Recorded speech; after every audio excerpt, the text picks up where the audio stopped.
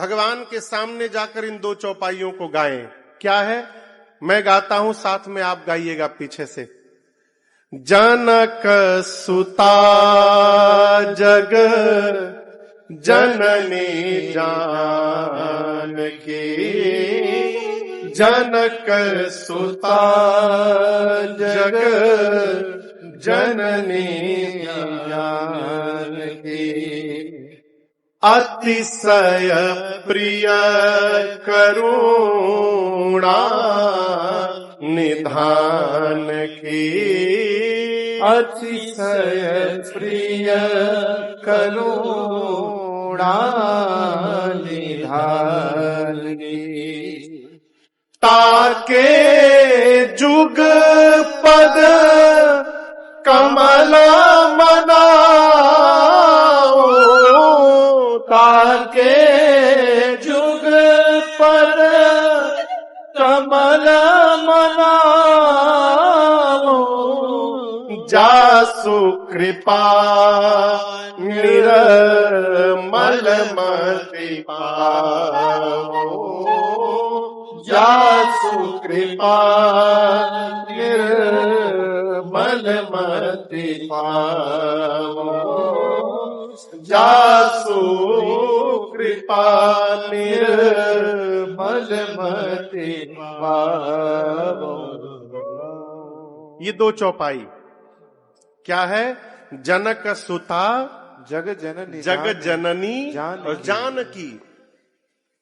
जनक की बेटी जनक सुता, जग जननी जगत की मां कौन? जानकी जी। वो है कौन?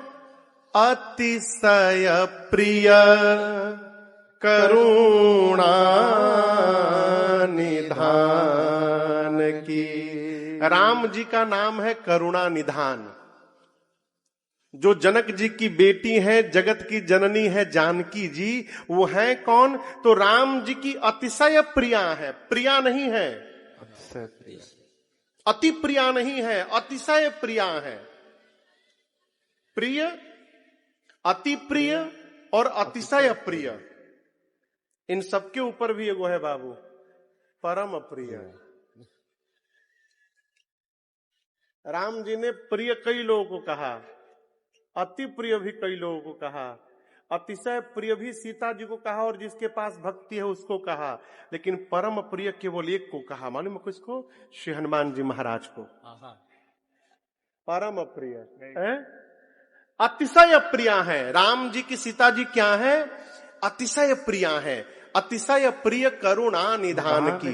गोस्वामी जी कहते हैं उन सीता जी के ताके जुग पद कमल मना। उन सीता जी के जुग यानी दोनों कमलवत चरण को मैं बार बार प्रणाम करता हूं। किसके चरण को? बोलिए, सीता जी के चरण को। क्यों? क्योंकि जासु कृपा निर्मल मति पाओ। गोस्वामी जी कहते हैं जब तक सीता मैया की कृपा नहीं होगी तब तक मन निर्मल होने वाला नहीं है।